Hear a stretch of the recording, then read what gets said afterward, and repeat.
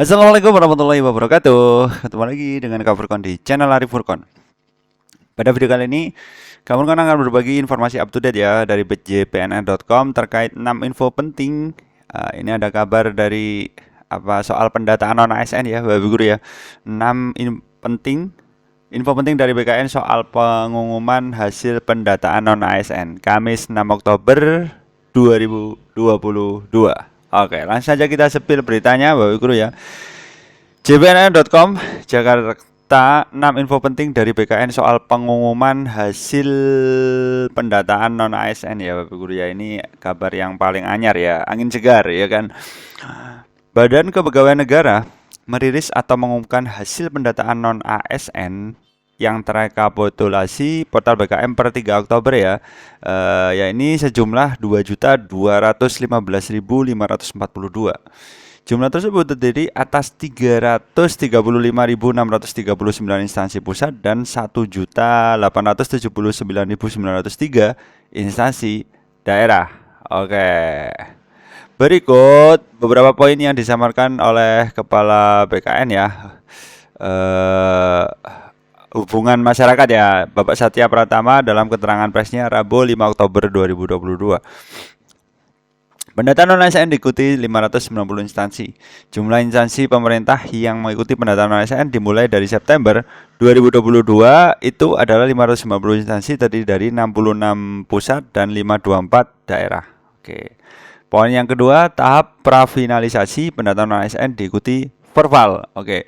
Berdasarkan hasil tahap prafinalisasi tersebut, masing-masing instansi wajib melakukan verifikasi dan validasi kembali untuk memastikan data non ASN yang terdaftar sesuai dengan kategori non ASN pada surat Pan RB nomor sekian terang Bapak Satya Pratama dikutip dari situs resmi BKN Rabu 5 Oktober 2022. Oke. Poin yang ketiga Bapak Guru ya, ini harus diumumkan paling lambat 8 Oktober 2022. Satya mengatakan instansi juga wajib mengumumkan kepada masyarakat melalui kanal informasi resmi instansi paling lambat 8 Oktober 2022. Langkah tersebut harus dilakukan untuk mendapatkan umpan balik dari masyarakat dan memastikan terciptanya transparansi serta penjamin akuntabilitas data yang telah disampaikan. Oke, 8 Oktober ya diumumkan Bapak Guru ya. Insya Allah angin segar ini Bapak Guru ya. Untuk Bapak Guru yang sudah terdata ya selamat ya. Luar biasa ya, tinggal menunggu saja instruksi tentang pengangkatan BPK ya. Oke. Perbaikan data ini 10 hari Bapak Guru ya. Selanjutnya instansi wajib melakukan perbaikan data berdasarkan hasil umpan balik masyarakat dalam jangka waktu 10 hari atau paling lambat 22 Oktober 2022 jam 17.00 WIB. Oke. Kemudian adapun data hasil pendataan non ASN tahap prafinalisasi ini yang dirilis BKN melalui portal pendataan menjadi rujukan bagi instansi pemerintah dalam mengumumkan data non ASN yang telah diinput melalui portal pengumuman nonasn.bkn.go.id ya Bapak Guru ya. Kemudian poin yang kelima, data final dilampiri SPTJM. Selanjutnya pada tahap finalisasi pendataan non ASN, data final, hasil verifikasi dan validasi wajib disertai surat pernyataan pertanggungjawaban mutlak yang ditangani pejabat pembina kepegawaian. Jika data final tidak disertai SPTJM, maka data tersebut tidak akan dijadikan data dasar tenaga non ASN. Oke. Poin yang keenam, konsekuensi hukum ya Bapak Guru ya jika data final tidak sesuai ketentuan. Apabila di kemudian hari data final yang disampaikan PPPK instansi tidak sesuai dengan ketentuan pendataan non ASN dalam surat Menpan RB nomor sekian, maka berdampak pada pertanggungjawaban hukum baik terhadap pimpinan unit kerja maupun pejabat pembina kepegawaian. Oke. Surat edaran 2 Menpan RB sebelumnya diketahui seperti ini. Hal pendataan tenaga non ASN lingkungan instansi pemerintah. Surat yang diterbitkan era PLT Menpan RB Bapak Mahfud MD itu juga menyebutkan persyaratan dan kategori pendataan non ASN. Adapun surat Menpan RB nomor sekian diterbitkan Menpan RB Bapak Cahyo Kamolo almarhum tentang situs kepegawaian di instansi pemerintah pusat dan pemerintah daerah. Oke, seperti itu Bapak Guru ya. Oke, kemudian next. Ini 6 poin pentingnya ya Bapak Guru ya intinya.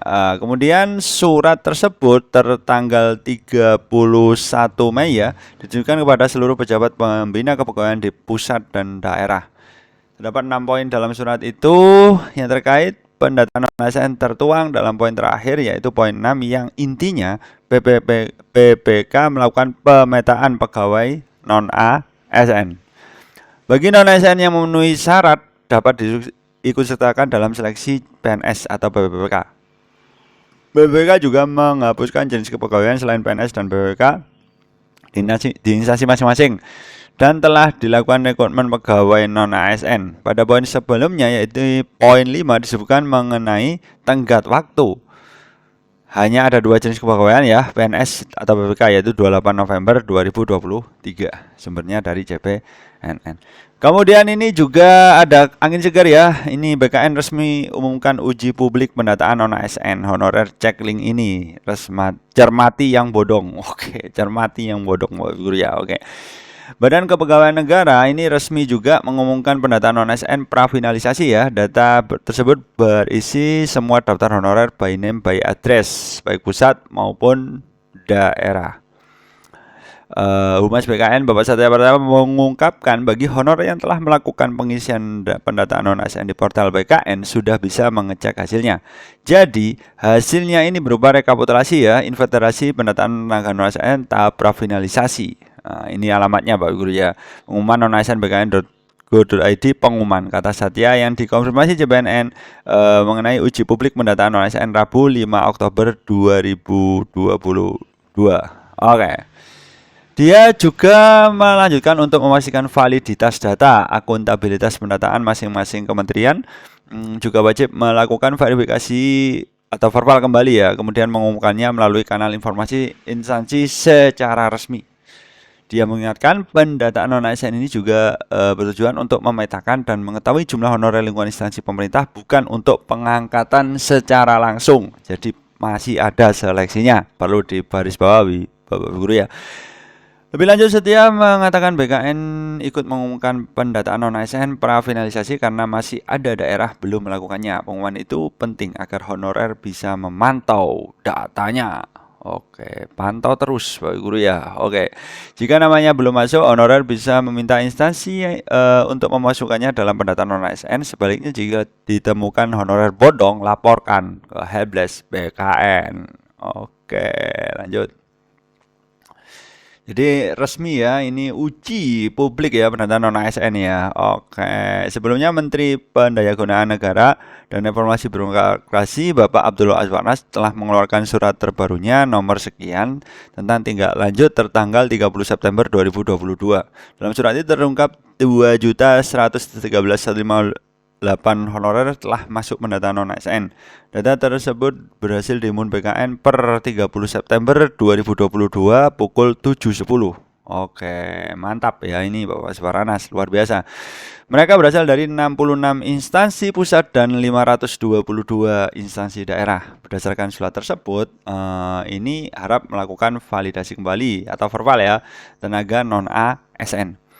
Bagi instansi yang belum melakukan input, Menpan RB meminta segera melakukan verifikasi validasi data sebelum data tersebut diinput dalam aplikasi pendataan BKN. Untuk menjaga validitas dan akuntabilitas data honorer yang telah diajukan, Kemenpan RB memajukan semua instansi mempublikasikan ya secara luas. Oke. Kalender ya, paling lambat 8 Oktober 2022, kemudian perbaikan data paling lambat 22 Oktober 2022 jam 5 WIB. Oke. Ya, ini juga harus dinyatakan wajib disertai SPTJM ya, atau surat pertanggungjawaban mutlak yang ditandatangani oleh pembina kepegawaian atau PPK. Seperti itu Bapak Guru ya. Luar biasa ini ya. Pendataan terus, luar biasa. Oke. Menpan RB Bapak Azwarnas menegaskan apabila data final tersebut tidak disertai, nah ini SPTJM, maka tidak akan dimasukkan dalam data dasar tenaga non-ASN. Jika di kemudian hari data tidak sesuai, maka harus dipertanggungjawabkan secara hukum ya, baik pimpinan unit maupun PPK ya, pembina kepegawaian. cpnn.com. Oke, seperti itu Bapak Guru ya infonya tentang pendataan non ASN yang terus digencarkan ya oleh Bapak Aswar Anas ini sangat luar biasa ya. Ini sudah diumumkan juga uji publik pendataan non ASN dan ada 6 info penting tentang pendataan. Hasil pendataan non ASN 2 juta sekian sudah terdata. Aman, selamat Bapak Guru ya. Angin segar ini. Oke.